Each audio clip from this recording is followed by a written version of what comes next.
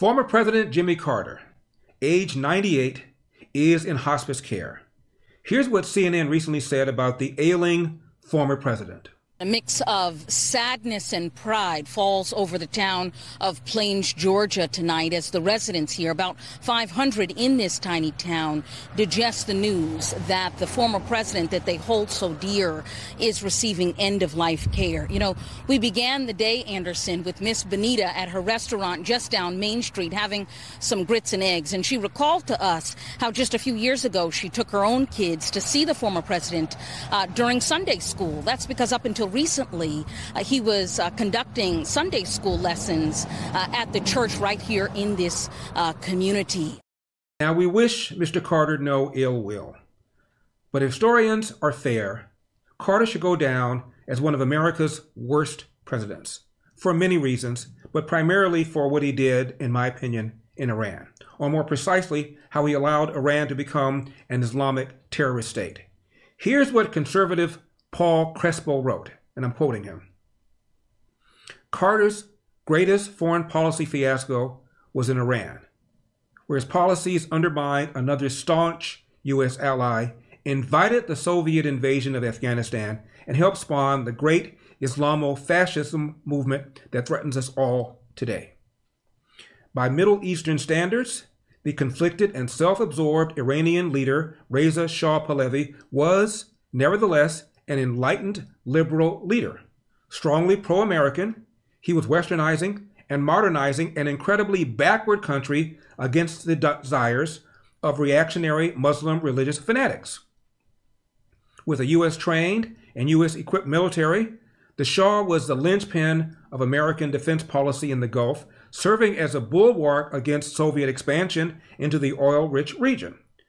Helping to defend American interests, however, proved to be the Shah's downfall.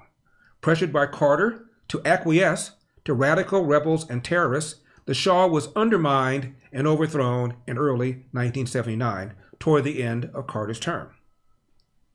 While Carter publicly feigned supporting the Shah, from day one, Carter put the Shah under the gun, pressuring him to release thousands of so-called political prisoners. Most were radical Muslims, terrorists, and pro-Soviet Marxists. Carter then began withdrawing U.S. support, secretly ordering the CIA to stop paying the reportedly $4 million per year in bribes the agency paid the religious mullahs to tone down their rhetoric.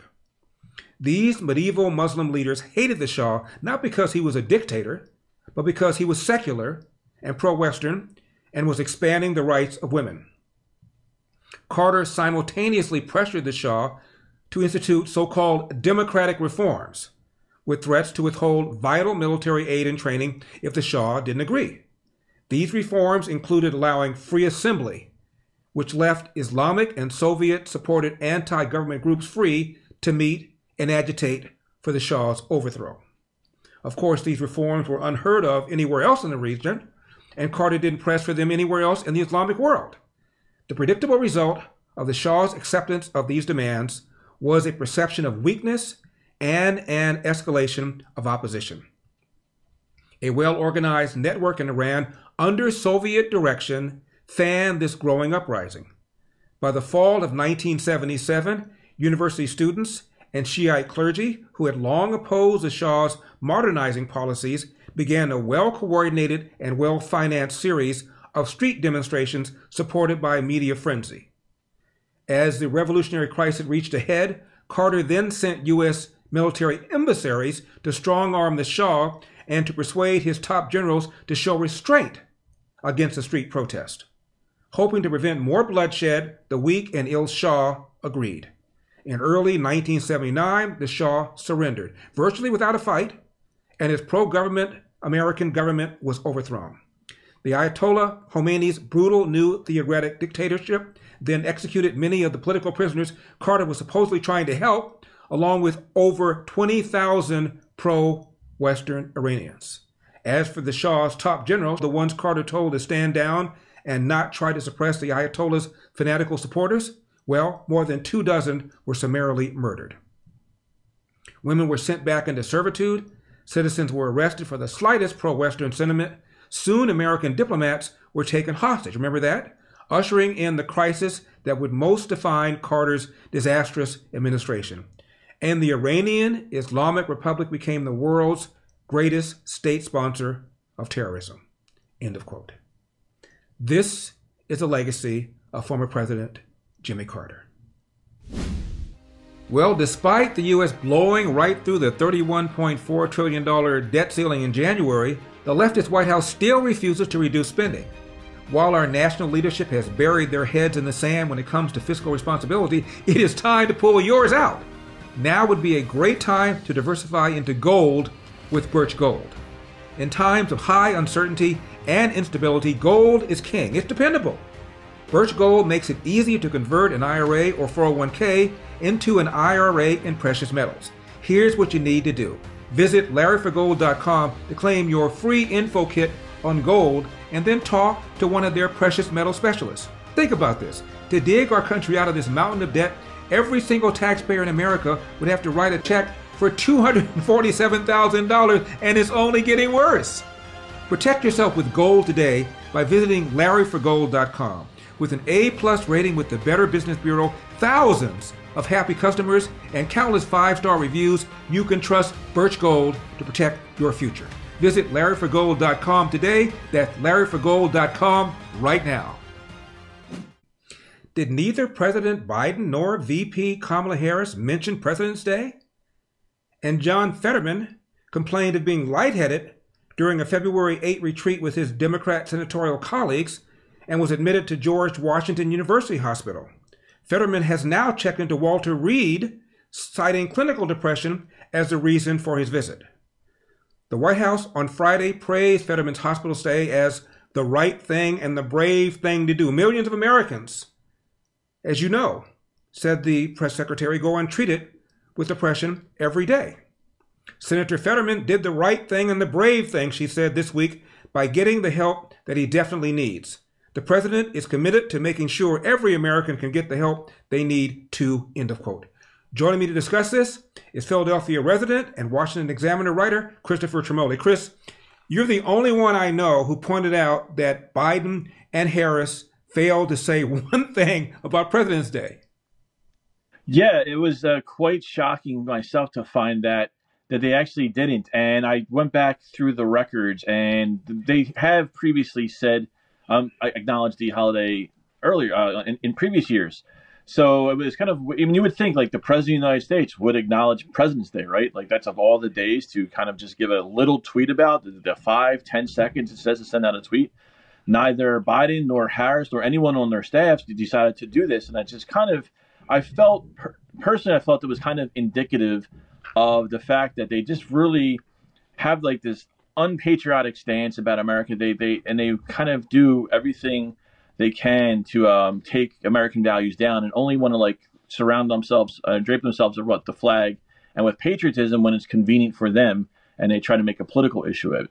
But in their hearts, when it comes to like natural, just living and the things they do, they don't. It doesn't do anything. What about President Trump? Did he say anything about President's Day? Conversely, President Trump did post about President's Day and wished a happy President's Day on his Truth Social.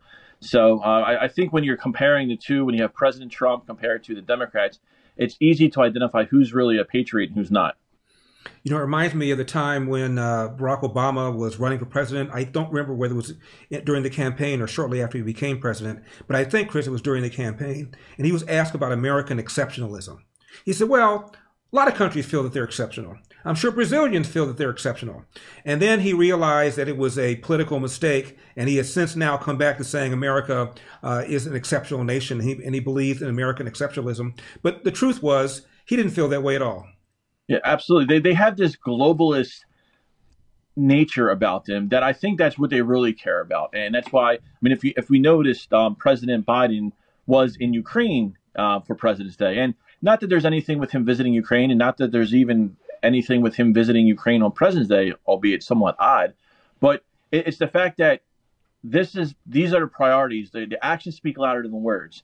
And you can tell by the Democrats' action, Democrats like Biden, Harris, Obama, what they do, and sometimes even what they say or don't say, pretty much reveals a lot of their true feelings and their emotions and how they truly feel about the United States of America. What's the latest with the status of the impeachment of your Philadelphia DA and crime in your city? Oh, I think that impeachment is up there with the likelihood of Biden tweeting "Happy President's Day." It's going to pretty much, unfortunately, I don't think there's been no mention of it at all. It's still kind of in the same, postponed status it was before. And the Republicans are having their own issues in the PA House and Senate as it is. So I unfortunately don't see it coming to fruition anytime soon. What about crime? Well, yeah, that's up there just as well.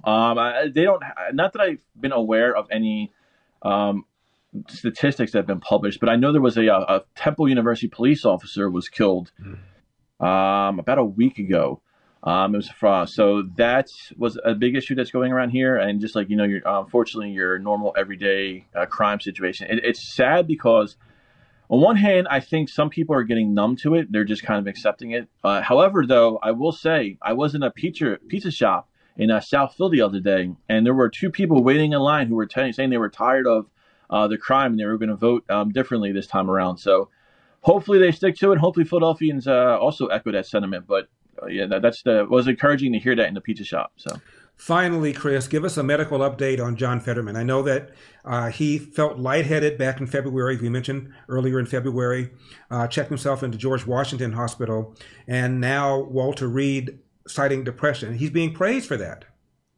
Yeah, the thing about that is no one really wants to make an issue of his medical condition because I think that's not fair to do so. He has these issues.